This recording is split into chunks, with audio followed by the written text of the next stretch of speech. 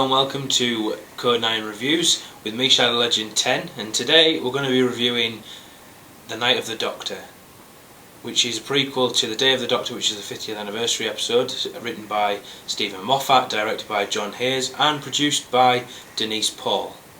The last time we saw Paul McGann was over a decade ago, and he fits perfectly back into the role of the Doctor. Let's give you a brief story of The Night of the Doctor. The Night of the Doctor begins in space, and we see a ship crashing towards a planet which we later find out is Kharn. Behind this ship we see the Doctor's TARDIS hurtling towards the ship.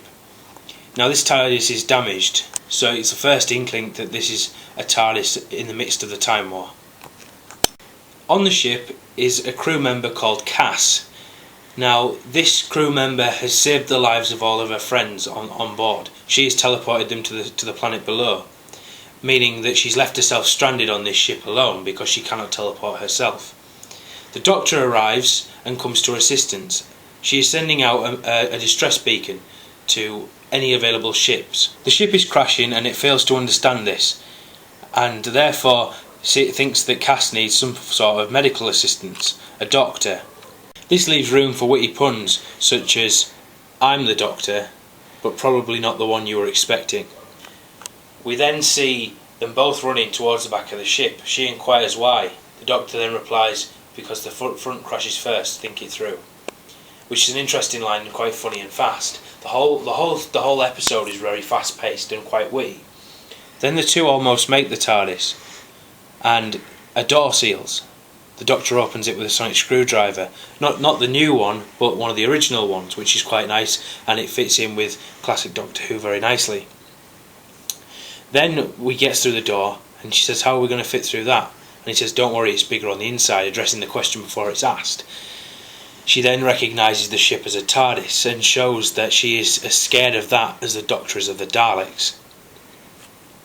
And a strange change of pace then happens, where Cass then seems to realise that he's a Time Lord.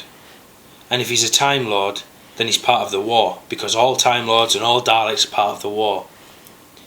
She then confronts him on this matter and says, "You're a Time Lord." He says, "Yes, but I'm one of the good ones." You sort of side with Cass on this part, or at least I did for a brief second. The Doctor then goes on to say, "Well, at least I'm not a Dalek." Then Cass says, "Who can tell the difference these days?" It's a very interesting and powerful line, which I think is one of the best lines in the entire script. And it makes you judgmental of the Doctor, in that if we are so fixed on the Daleks being the most evil thing in the universe, if she can compare the Time Lords to them, then what does that make the Doctor? It's interesting to see and hear this comparison with the Time Lords, because even though we've seen the Time Lords as this big, prestigious, lord-like figures, that there's a darker side to the Time Lords.